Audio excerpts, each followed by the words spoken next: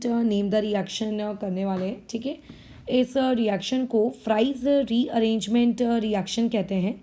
अब ये जो तुम्हारे पास फ्राइज रीअरेंजमेंट रिएक्शन है, इस रिएक्शन में हम लोगों को जिस सबस्ट्रेट की रिक्वायरमेंट रहती है वो तुमने केमिकल रिएक्शंस ऑफ फिनॉल में जो उसका पार्ट 1 वाला वीडियो था ना, उसमें हमने उस सबस्ट्रेट को बनाया था। ठीक है, यानी कि कैसे, याद करो, हम लोगों के पास फिनॉल था और फिनॉल में हम लोगों ने डाला था आपका एसिड हैलाइड, यानी कि लेट से RC डबल बॉन्ड OCl और साथ में पिरिडीन। ठीक है, फिर मैंने तुमसे ये कहा था कि इसके बदले तुम ये भी डाल सकते हो एसिड एनहाइड्राइड, तो यानी कि RCO फिर होल ट्वाइस 2 यहाँ पे O प्लस पिरिडीन। तो ऑब्वियस है कि यहाँ से आपको H निकालना है, यहाँ से आपका Cl निकलेगा और ये पूरा का पूरा पार्ट यहाँ पे जाकर क्या हो जाएगा, ऑक्सीजन के साथ अटैच। तो यहाँ से ये चीज़ बन गई थी, ये रिंग और यहाँ पे ऑक्सीजन, और ऑक्सीजन के साथ यहाँ आ गया C डबल बॉन्ड O और वहाँ से ये R।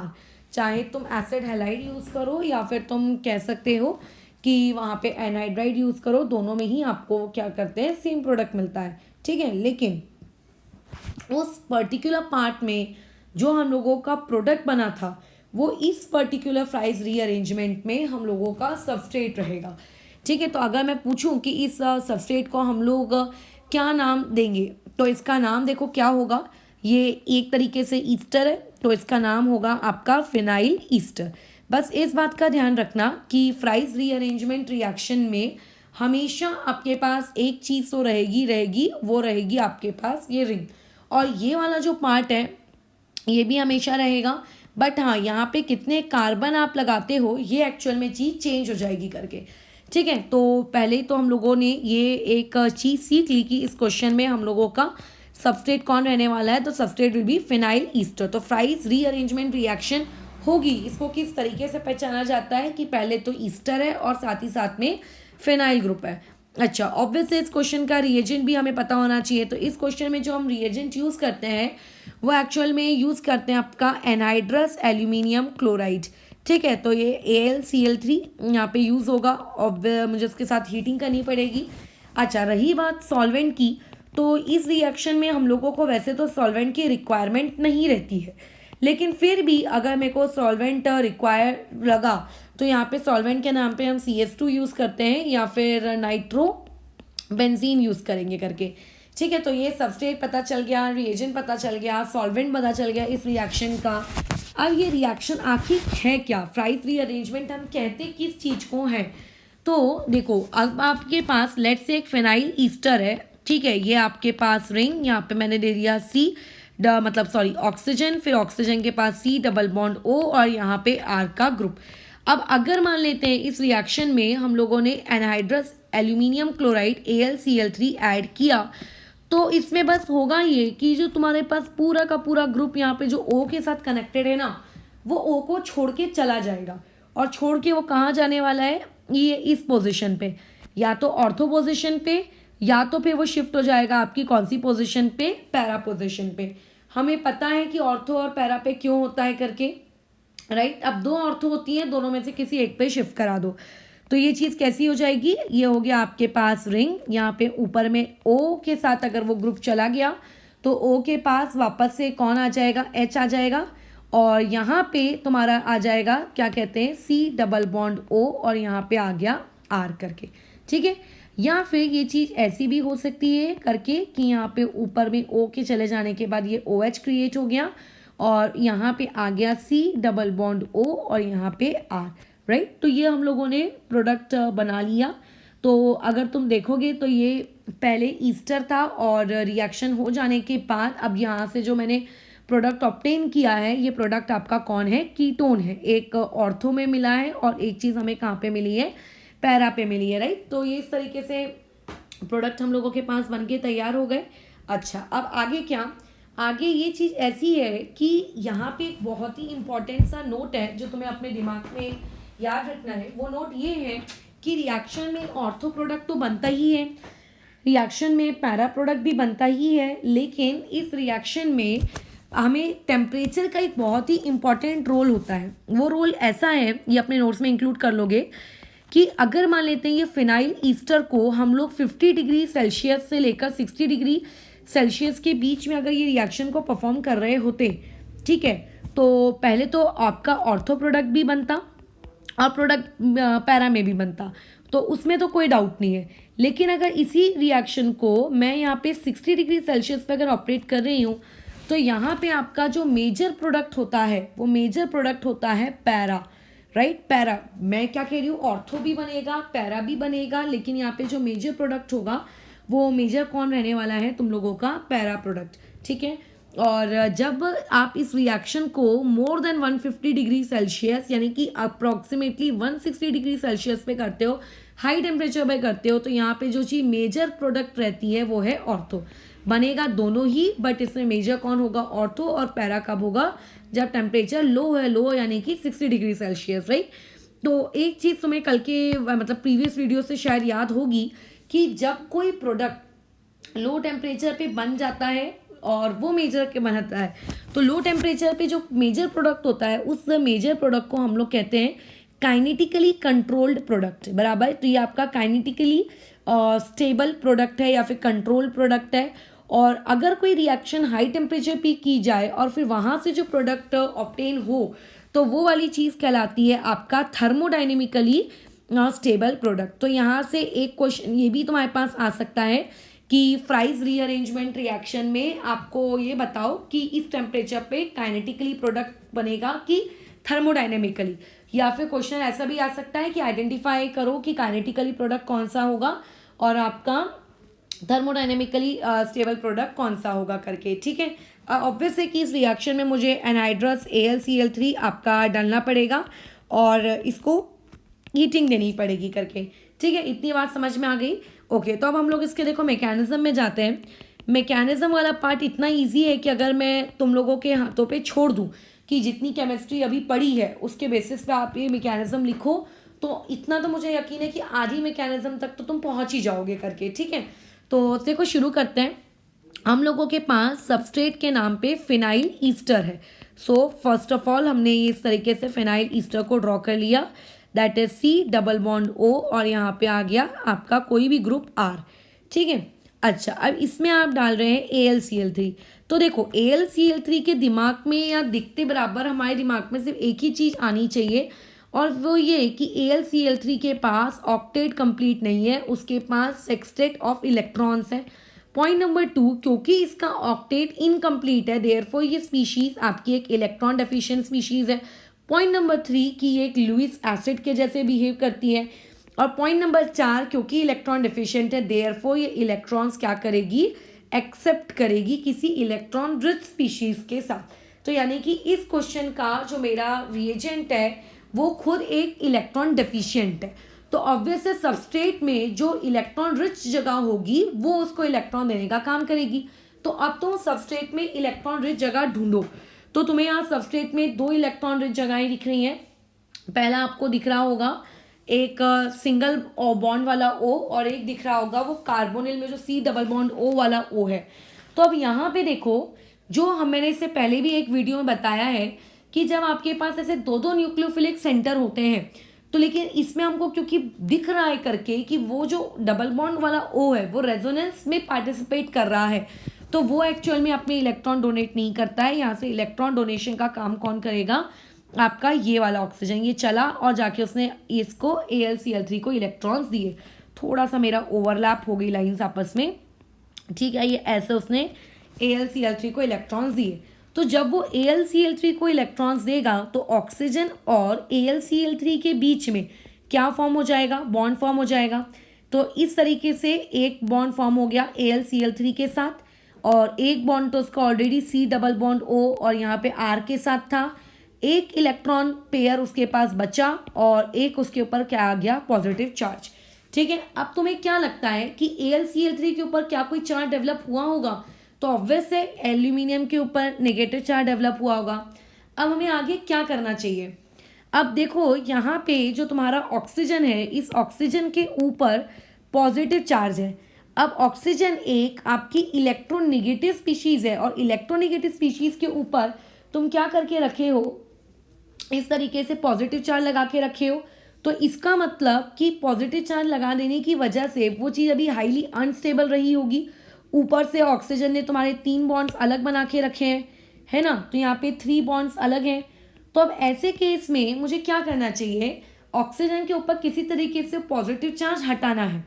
तो अब ऑक्सीजन के ऊपर से पॉजिटिव चार्ज हम कैसे हटाएंगे, ऑक्सीजन एक बॉन्ड आपका तोड़ेगा, राइट, ऑक्सीजन एक बॉन्ड तोड़ देगा।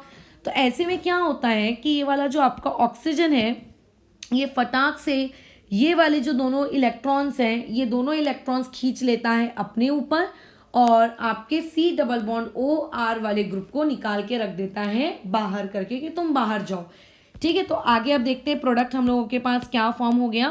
प्रोडक्ट बन गया कुछ इस तरीके से कि ये आपकी रिंग के ऊपर यहाँ पे सिंगल बॉन्ड ओ, लेकिन अब ओ के ऊपर 2 इलेक्ट्रॉन के पेयर आ चुके हैं। ठीक है, और वहाँ पे अब कोई भी किस्म का पॉजिटिव चार्ज नहीं है करके। ठीक है, बराबर। ओके, तो फिर अब देखो ये चीज़ कैसी है कि यहाँ पे अब हम लोगों के पास क्या है, ये सिर्फ AlCl3 बचा। ठीक है, AlCl3 के ऊपर स्टिल नेगेटिव चार्ज है। अच्छा, लेकिन प्लस जिसको तुमने बाहर भगाया उसके बारे में भी तो लिख दो। तो जिसको तुमने बाहर भगाया वो कुछ इस तरीके से लिख रहा होगा RC डबल बॉन्ड O और यहाँ पे कार्बन के ऊपर कौन सा चार्ज, पॉजिटिव, क्योंकि वो अपने साथ इलेक्ट्रॉन लेके तो बाहर गया नहीं है, राइट, तो उसके ऊपर कौन सा चार्ज आ गया, पॉजिटिव चार्ज आ चुका है। अब ऐसे केस में ये जो मेरे पास पर्टिकुलर स्पीशीज बनी, ठीक है, ये जो हमारे पास बना है इसे हम लोग कहते हैं, इस पर्टिकुलर स्पीशीज को हम लोग कहते हैं असाइल कार्बोकैटायन, राइट। इसे कौन सा वाला कार्बोकैटायन कहते हैं, असाइल कार्बोकैटायन, यानी कि ये इस क्वेश्चन का रिएक्शन इंटरमीडिएट है।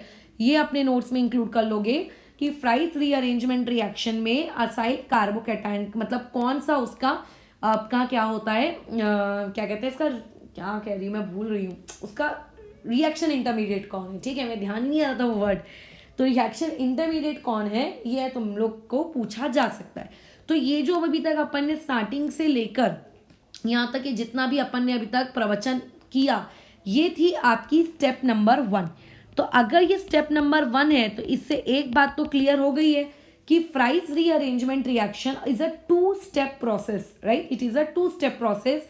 एंड यहाँ पे जो ये प्रोसेस में जो हमने ये असाइल कार्बोकैटायन क्रिएट किया ये वाली स्टेप आपकी RDS स्टेप होती है, this is your rate determining step करके। ठीक है, बराबर है। तो ये एक बात याद रखना, रिएक्शन की रिएक्टिविटी अब किस पे डिपेंड करेगी, जितना स्टेबल तुम्हारा ये असाइल कार्बोकैटायन होगा।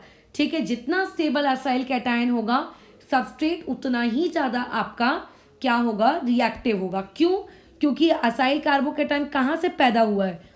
ठीक है, देखो ये C डबल बॉन्ड OR क्या सोर्स क्या है, C डबल बॉन्ड OR यहाँ देखने को मिल रहा है, लेकिन यहाँ पे C डबल बॉन्ड OR आया कहाँ से, ऊपर जाओ, ऊपर चेक करो तो देखो ये C डबल बॉन्ड OR यहाँ टॉप पे देखो एकदम, ये यहाँ से आया था, राइट, वहाँ से आ गया था।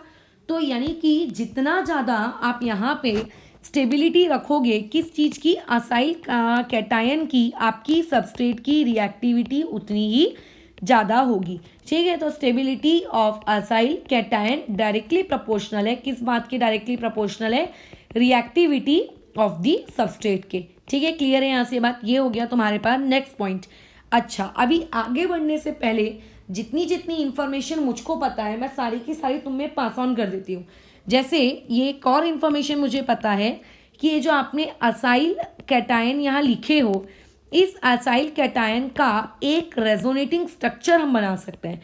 तो कल को ऐसा भी एक अलग से क्वेश्चन आ सकता है कि एक आपको असाइल का दे दिया ये वाला स्पीशीज और पूछेगा कि इसमें से 4 ऑप्शन दे दिए और कि इसमें से बताओ इस चीज़ का रेजोनेटिंग स्ट्रक्चर कौन होगा करके, है ना, ये क्वेश्चन भी तो क्रिएट हो सकता है। तो इसीलिए जब कोई रिएक्शन पढ़ते हो तो उसी वक्त उससे रिलेटेड जितना जितना क्वेश्चन या जितने जितने कंसेप्ट फ्रेम किए जा सकते हैं वो तभी के तभी कर लेने चाहिए मेरे अकॉर्डिंग। तो यहाँ पे देखो ये जो हमें आता है बनाते रेजोनेटिंग स्ट्रक्चर, ये वाली चीज़ यहाँ शिफ्ट हो जाएगी। अच्छा, किसी को ये डाउट आ जाएगा कि यहाँ पे मैंने CH3 कहाँ से प्रकट कर दिया, तो एक्चुअल में इसको R ले लेते हैं क्योंकि मैं रिएक्शन की स्टार्टिंग से ही R लेती आ रही हूँ। ठीक है, तो देखो ये चीज़ क्या बन जाएगी, R, उसके बाद C, फिर ट्रिपल बॉन्ड, जैसे ही ट्रिपल बॉन्ड बनेगा कार्बन के ऊपर से पॉजिटिव चार्ज हट जाएगा, ठीक है। लेकिन अब पॉजिटिव चार्ज किस पे आ जाएगा, ऑक्सीजन पे। तो ये है आपके दो रेजोनेटिंग स्ट्रक्चर्स।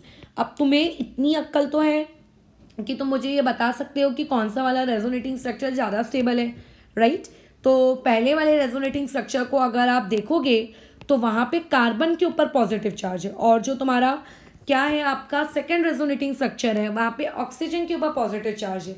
तो किसके ऊपर पॉजिटिव चार्ज ज़्यादा अच्छे से रह पाएगा, ऑब्वियस है कार्बन पे, क्योंकि वो लेस इलेक्ट्रोनेगेटिव है एज कम्पेयर टू ऑक्सीजन।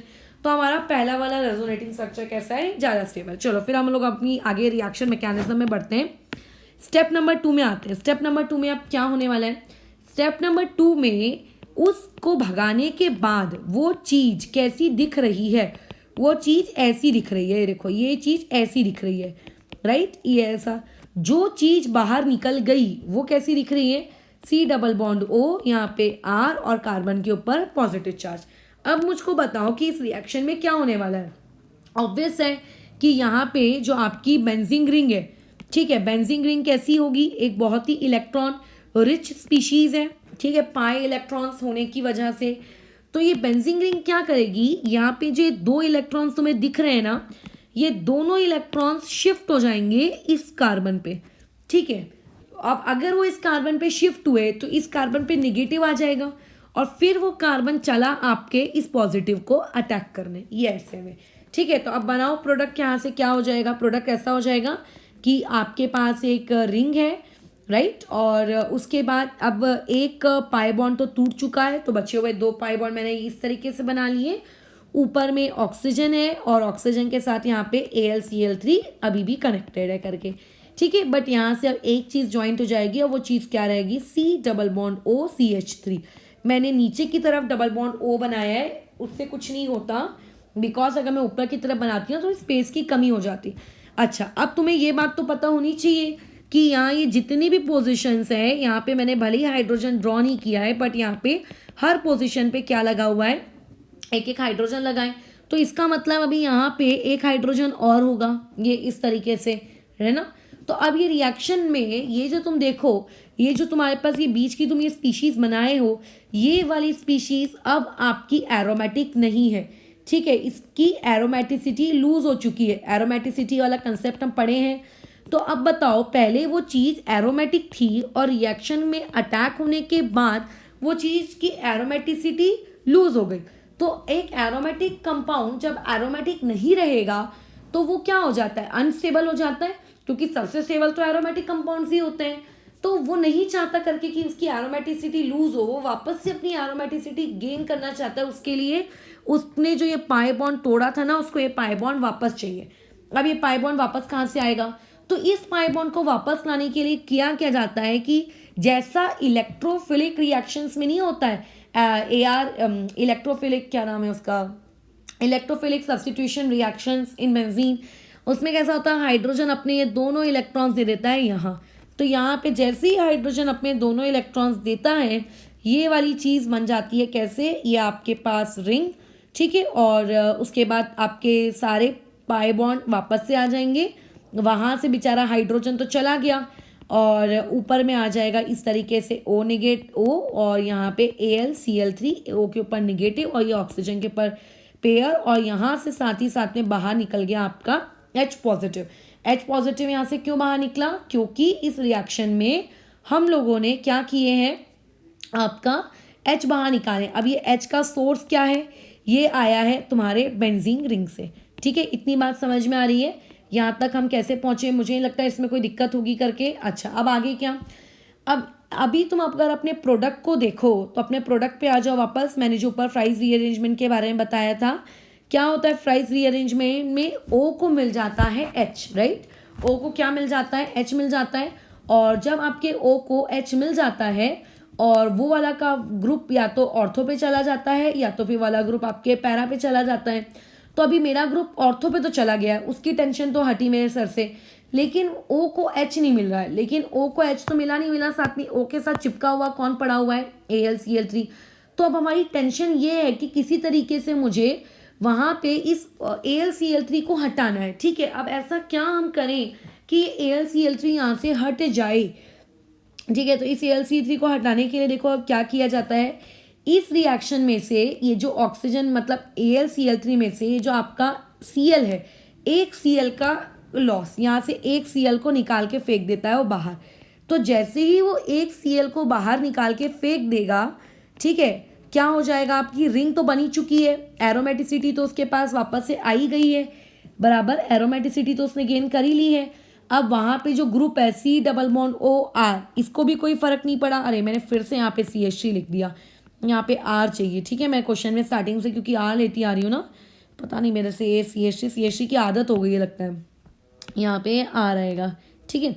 अच्छा, अब उसके बाद यहाँ पे Cl को वो निकाल देता है, तो Cl को जब वो निकाल देगा तो ऊपर में आएगा आपके पास ऑक्सीजन। अब AlCl3 के मतलब बजाय वहाँ पे बचेगा AlCl2। अब एल्यूमिनियम ने तुम देखो कितने बॉन्ड बनाए हैं, आपके एल्यूमिनियम ने बनाए हैं आपके यहाँ पे 3 बॉन्ड। तो जब एल्यूमिनियम ने यहाँ 3 बॉन्ड बना लिए हैं तो अब एल्यूमिनियम के ऊपर से नेगेटिव चार्ज हट गया, राइट, नेगेटिव चार्ज मैंने हटा दिया। और अब इसमें फाइनल स्टेप हम लोगों को देनी है। फाइनल स्टेप ये है कि यहाँ से, ठीक है, अब इस चीज़ को हम लोग क्या कर देंगे, आपका एसिड हाइड्रोलिसिस कर देंगे, H2O और H+।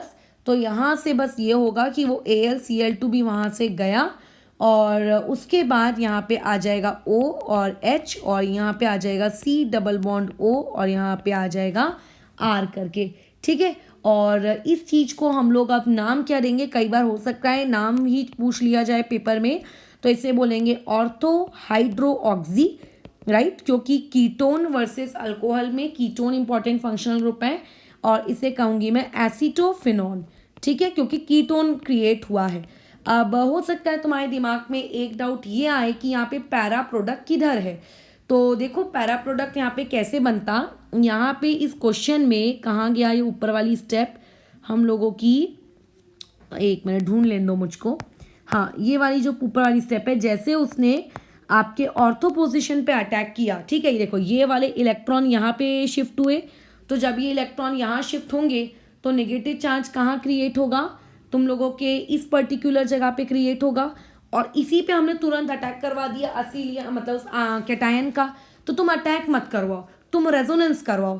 तो जब तुम रेजोनेंस करवाओगे तो तुम्हें पता है कि नेक्स्ट टाइम नेगेटिव चार्ज यहाँ पहुँचेगा, और जब नेगेटिव ये चार्ज यहाँ पहुँचेगा तब तुम अटैक करवा लो, बराबर। तो इस तरीके से ऑर्थो प्रोडक्ट भी बनता है और एक पैरा प्रोडक्ट भी बनता है। मेजर कौन सा कब होगा मैं ये चीज़ बता चुकी हूँ। अच्छा, अब इसके ऊपर का एक इलस्ट्रेशन ले लेते हैं, फिर इस तरीके से हम लोगों की फ्राइज रीअरेंजमेंट रिएक्शन खत्म होती है।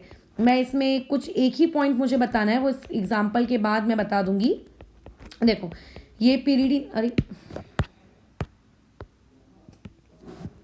ठीक है, यहाँ पे पीरियडिंग, यहाँ पे A है और उसके बाद यहाँ पे AlCl3 है और आपने हीट किया तो बना यहाँ पे B, और उसके बाद मैं तुमसे कह रही हूँ कि यहाँ पे NaOH डालो तो यहाँ पे प्रोडक्ट बनेगा C+D। तो देखो अब आपको ये वाला जो हमने फिनॉल्स की केमिकल रिएक्शन का पार्ट 1 वाला वीडियो देखा है उसमें मैंने बताया है A क्या बनेगा, और इवन अभी भी मैंने इसी वीडियो के टॉप में भी बताया है क्या हो जाएगा, ऑक्सीजन, ऑक्सीजन से कनेक्ट होगा C++O और ये कन्वर्ट हो जाएगा CH3, बना लिए। अब ये कौन है आप लोगों का, ये है फिनाइल ईस्टर, बट इसे बोलेंगे हम फिनाइल एसीटेट। अब एसीटेट इसे काहे बोले हैं, क्योंकि यहाँ पर आपके पास 2 हैं, ठीक है, इसको तुम इथेनोएट भी बोल सकते हो, बट 2 वाले को हम लोग कैसे एसीटेट बोलते हैं। अब इसमें तुमने डाला है AlCl3 और हीट, यानी कि इस रिएक्शन में ये वाला पार्ट देखते बराबर ये देख लेना कि कहीं फिनाइल एसीटेट दिखा, यानी कि फिनाइल ईस्टर दिखा, और फिनाइल ईस्टर के साथ अगर तुम्हें AlCl3 और हीट दिख रहा है तो समझ जाओ कि वो फ्राइज रीअरेंजमेंट रिएक्शन है। तो अगर ये फ्राइज रीअरेंजमेंट रिएक्शन तो क्या होगा, कुछ नहीं होगा, जहाँ पे O है उस O को वो ग्रुप छोड़ के चला जाएगा, और ग्रुप छोड़ के चले जाने के बाद वहाँ पे आपके पास आ जाएगा O को हाइड्रोजन, ये O को मिल गया हाइड्रोजन, बराबर, O को क्या मिल गया, हाइड्रोजन मिल गया। और ये ग्रुप गया कहाँ, ये ग्रुप कहाँ गया, ये ग्रुप ऑर्थो में भी जा सकता है, ये ग्रुप पैरा में भी जा सकता है। तो लेट से मैंने यहाँ लिख दिया आपका ऑर्थो वाला, तुम पैरा भी लिख सकते हो, तो ये मैंने ऑर्थो वाला, तो ये मेरे पास B बन गया। अब वो मुझको ये बोल रहा है कि इसमें इस प्रोडक्ट में मुझको NaOH डालना है, राइट, इसमें हमें क्या डालना है NaOH। तो अब तुम एक बात याद रखो, जो तुम्हारा मतलब एक मिनट हाँ, अगर तुम अब इसमें NaOH डालोगे तो इसमें C+D मत करो, मैंने उसको C+D मत करो इस चीज़ को, ठीक है। तो अब NaOH का काम क्या है आप लोगों का बताओ, एसिडिक हाइड्रोजन निकालना, तो इसको वो निकालेगा और यहाँ पे क्रिएट कर देगा ऊपर में O माइनस Na+ और यहाँ पे C डबल बॉन्ड O और ये CH3 करके, ठीक है। तो फ्राइज रीअरेंजमेंट रिएक्शन में कुछ नहीं होता है, बस वो वाली चीज़ क्या हो जाती है आपकी, शिफ्ट हो जाती है। वैसे ही अभी हम लोग एक और नेक्स्ट रिएक्शन देखेंगे, उस नेक्स्ट रिएक्शन को हम लोग क्लासन रीअरेंजमेंट रिएक्शन कहते हैं करके। ये दोनों ही एक बहुत ही ज़्यादा इंपॉर्टेंट रीअरेंजमेंट रिएक्शंस हैं, और जैसे ही हम लोगों का ये दोनों रीअरेंजमेंट रिएक्शन ख़त्म हो जाएगा, फिर हम लोगों को आगे बढ़ना है आपके कुछ और इंपॉर्टेंट नेम द रिएक्शंस में, जो मैंने उस दिन लास्ट पार्ट 3 वाले वीडियो में बताया है, रेमर टेमन्स की रिएक्शन वगैरह वगैरह, ठीक है। उस पार्ट में फिर हम लोग आगे जाएंगे।